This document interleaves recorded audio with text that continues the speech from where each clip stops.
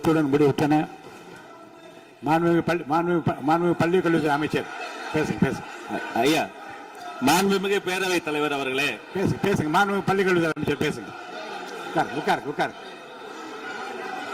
மாண்புமிகு பேரவைத் தலைவர் அவர்களே, ஒரு செய்தி விளம்பரத்துறை அமைச்சர் என்ற முறையில் இந்த மாமன்றத்தில் மதிப்பிற்குரிய எதிர்க்கட்சி தலைவர் அவர்கள் சொன்ன சில செய்திகளுக்கு சில வரி விளக்கங்களை உங்கள் மூலமாக வழங்க விரும்புகிறேன்.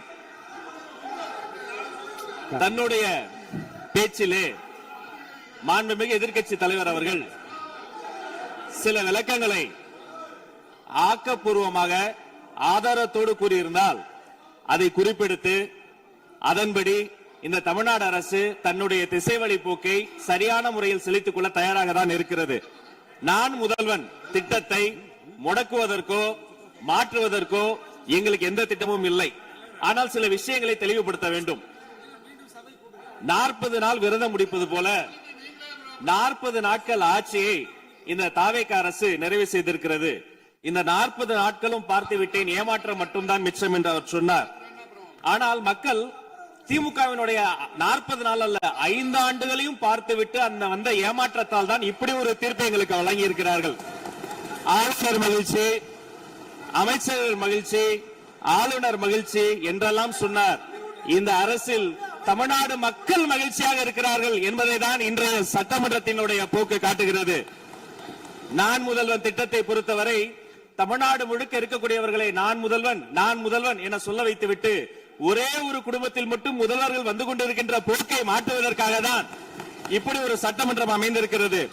தமிழ்நாடு வரலாற்றில் முதல் முறை முதலமைச்சர் மட்டுமல்ல, மாண்புமிகு சி ஜோசப் விஜய் அவர்கள் முதல் முறையிலேயே முதலமைச்சராக இருக்கிறார். அவருக்கு பிறந்தநாள் வாழ்த்துக்களையும் சொல்லிக் கொண்டு, நிதி ஆயோக் கூட்டத்தில் மாண்புமிகு முதல்வர் சொன்னதெல்லாம் 40 நாட்கள் நீங்கள் செய்திருக்க முடியாது, அது திமுக தான் காரணம் என்று சொன்னார்கள். நானும் அதை தான் சொல்கிறேன். இன்று அவர் சொன்ன சட்டம் ஒழுங்கு, போதை பொருள் எல்லா பிரச்சனைக்கும் 5 ஆண்டு காலமாக அவர்கள் செய்த திமுக ஆட்சி தான் காரணமாக இருக்க முடியும் என்பதையும் சுட்டிக்காட்டிக் கொள்கிறேன். பள்ளி மாணவர்கள், ஒரு கல்வித்துறை அமைச்சர் நான், பள்ளி மாணவர்களினுடைய புத்தக பையிலே அன்றைய முதல்வர் ஸ்டாலின் படத்தை நாங்கள் போடவே இல்லையே என்று பெருமையாக சொன்னார். அப்புறம் ஏன் சார் லேப்டாப்ல மட்டும் அந்த படத்தை போட்டீங்க? நீங்க லேப்டாப்பில் போட்ட படத்தை எங்கள் மாணவர்கள் திண்ணர் வைத்து அழித்து விட்ட காட்சிகளும் சமூக வலைதளத்தில் பார்த்து கொண்டுதான் இருக்கிறோம். ஒரு வரியில் சொல்லுகிறேன், கோயில் பிரச்சனையை முத்தமிழறிஞர் டாக்டர் கலைஞரினுடைய வசனத்தையே சொல்கிறேன். நாங்கள் கோயில் கூடாது என்று சொல்லவில்லை, கோயில் கொடியவர்களின் கூடாரமாக மாறிவிடக் கூடாது என்றுதான் சொல்லுகிறோம். தூய்மை தொழிலாளர்களை இன்றே பார்த்து விட்டதாக முன்னாள் முதல்வர் பார்த்து விட்டதாக சொல்கிறார்கள். எங்கள் கேள்வியே அதுதான். 10 நாட்கள் ஒரு வாய் சாப்பிடாமல் உண்ணாணும் இருந்த போது நானும் எனது சகோதரர்கள் அண்ணன் ஆனந்தும் ஆதவும் போய் பார்த்தோமே. இன்று தூய்மை தேவதைகளை பார்க்கிற திரு ஸ்டாலின் அவர்கள் அன்னைக்கு ஏன் சார் பார்க்கல? ரிப்பன் மாளிகைக்கு அட்ரஸ் தெரியலையா? எப்படி போக வேண்டும் என்ற பாதை தெரியவில்லையா? தமிழ்நாடு எத்தனையோ திருடர்களை பார்த்திருக்கிறது. அலிபாபாவும் 40 திருடர்களையும் கூட பார்த்திருப்பீர்கள். அலிபாபாவும் பியூஸ் கேரிய திருடர்களையும் இப்போதுதான் எங்களுடைய மின்சாரத்துறை அமைச்சர் பார்த்துக் கொண்டிருக்கிறார். அதை குறித்த நடவடிக்கை எடுக்கப்பட்டுக் கொண்டிருக்கிறது. அவர்கள் மின்வெட்டை குறித்து சொன்னதற்கு மாண்புமிகு புரட்சி தலைவி அம்மா அவர்கள் இதே மாமன்றத்தில் சொன்ன ஒரு வரியை சுட்டிக்காட்ட ஆசைப்படுகிறேன். இந்த மாமன்றத்திலே தமிழ்நாட்டிற்கு மின்சார தடையை அறிமுகம் செய்த திமுக எதற்கு மின்சார தடையை பற்றி பேசுகிறது என்று அவர் கேட்டார். கலைஞர் வண்ண தொலைக்காட்சி கொடுத்தார்கள், அந்த நாட்களை பார்க்க முடியாது. கலைஞர் வண்ண தொலைக்காட்சி கரண்ட் இல்லாம கரப்பு இல்லையா பிளாக் அண்ட் ஒயிட்டாவே போன அந்த காலங்களை எல்லாம் மறந்துவிட்டு ஆதாரம் இல்லாமல் உண்மைக்கு புறமான செய்திகளை மாமன்றத்தில் அவர்கள் சொல்வதை இதோடு நிறுத்திக் கொள்ள வேண்டும். நேரலையை குறித்து கேட்டார்கள். எனக்கு ஆச்சரியமாக இருக்கிறது. 3 ஆண்டு காலமாக ஒரு தொழில்நுட்ப கோளாறாக அன்றைய சபாநாயகர் நேரலையை இருட்டடிப்பு செய்து விட்டார். ஆனால் இன்று மாண்புமிகு சபாநாயகர் நேரலையை கொடுத்துக் கொண்டிருக்கிறார். அவருக்கு எங்கள் சார்பாகவும் நன்றியை கூறிக்கொண்டு, விவசாயிகளின் குறித்து இந்த மாமன்றத்தில் ஒன்று சொல்கிறேன். தமிழ்நாடு வரலாற்றிலேயே விவசாயிகளினுடைய சங்கத்தின் தலைவர்கள் மீது குண்டாஸ் போட்ட ஒரு சர்க்கார் திமுக சர்க்கார். ஆனால் அவர்கள் கண்ணீரை போக்க நாங்கள் போராடி கொண்டிருக்கிறோம். அரசு பள்ளிகளில் எந்த கட்சிக்காரர்களும், அது தாவேகாரர்களாக இருந்தாலும் சரி, பள்ளி மாணவர்களை தொந்தரவு செய்யாதீர்கள் என்று சொன்னதோடு மட்டுமல்ல, பெருமையோடு சொல்கிறேன், எங்கள் கட்சியினுடைய ஒன்றிய செயலாளர் அரசு பள்ளியில் சென்று ரீல்ஸ் எடுத்ததற்காக நேற்றைய தினம் கட்சியை விட்டு நீக்கியிருக்கிறார் என்னுடைய பொதுச் செயலாளர். சட்டம் ஒழுங்கு பிரச்சனையை பற்றி பேசுகிறவர்களுக்கு அண்ணா பல்கலைக்கழகம் நினைவுக்கு வரவில்லையா? அண்ணா நகரில் பெத்த பிள்ளைக்கு கொடுமை நடந்ததற்கு கம்ப்ளைண்ட் கொடுக்க வந்த அப்பா அம்மா மீதை அடித்து துன்புறுத்தியது நினைவுக்கு வரவில்லையா? யார் அந்த மேலிடம் என்று கேட்பவர்களுக்கு யார் அந்த சார் என்பது நினைவுக்கு வரவில்லையா என்பதை உங்கள் மூலமாக நான் கேட்டுக்கொள்கிறேன். இடையில் ஆங்கிலத்தில் ஒரு விஷயம் சொன்னார், to remain silent. I want to quote Walter. I may not agree with what you are saying, but I am ready to give my life to defend your right to say it. எதிர்க்கட்சிகளினுடைய கருத்துகளையும் அரவணைக்கக்கூடிய மாமனிதர் இந்த மன்றத்தில் முதல்வராக உட்கார்ந்து கொண்டிருக்கிறார்.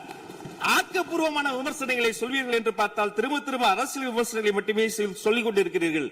இந்த sofa கதையை என்னைக்கு விட போகிறார்கள்?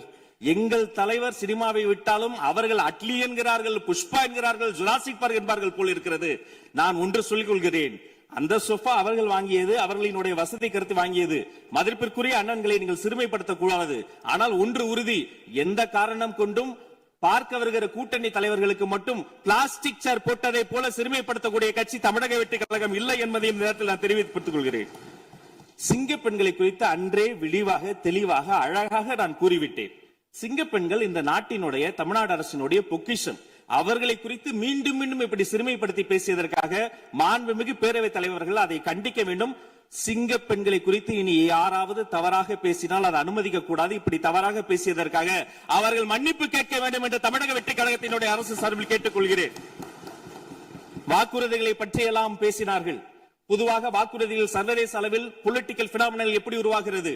ஒரு பிரச்சனை, அந்த பிரச்சனைக்கான ஒரு சொல்யூஷன்ஸ், அதை எந்த பொலிட்டிக்கல் இன்டர்ஃபரன்ஸ் இல்லாமல் செயல்படுத்தக்கூடிய ஒரு செயல்முறை, பின்பு வரக்கூடிய அந்த வெற்றியை ரோடு போடுவோம் என்று சொல்லி ரோடு போட்டதை காண்பித்து எக்ஸிபிட் செய்து அவர்கள் முன்னோக்கி செல்வார்கள். ஆனா இங்க பொறுத்த வரைக்கும் நாம தமிழ்நாட்டில் இதுவரைக்கும் ஆண்டவர்கள் பிரச்சனையை ஐடென்டிஃபை பண்ணி சொல்லவே மாட்டாங்க. ஏன் தெரியுமா? அந்த பிரச்சனையே அவங்கதான், அவங்களே அவங்களை ஐடென்டிஃபை பண்ணி எப்படி சொல்ல முடியும்? சரி, அதுக்கு பாசிபிள் சொல்யூஷன் சொல்லி பொலிட்டிக்கல் இன்டர்ஃபரன்ஸ் இல்லாம அதை செயல்படுத்த முடியுமா? ஒரு முனிசிபல் கவுன்சிலர் தொடங்கி மாண்புமிகு அமைச்சரினுடைய வீட்டில் இருக்கிறவர்கள் வரைக்கும் கமிஷன் மீது கமிஷன் அடித்து அந்த ப்ராஜெக்டே முடியாது. கடைசியில் எதை விளம்பரம் செய்வது? அந்த திட்டத்தினுடைய வெற்றியையா? எதை விளம்பரம் செய்வது என்றே தெரியாமல் தங்கள் தலைவரை, அதுவும் ஒரு குடும்பத்தை மட்டுமே வெறித்தனமாக விளம்பரம் செய்து செய்தி விளம்பரத்துறையின் கஜானாவை துடைத்து வைத்து சென்றிருக்கிறார்கள் என்பதையும் இந்த மாவட்டத்துக்கு தெரியப்படுத்த நான் கடமைப்பட்டிருக்கிறேன்.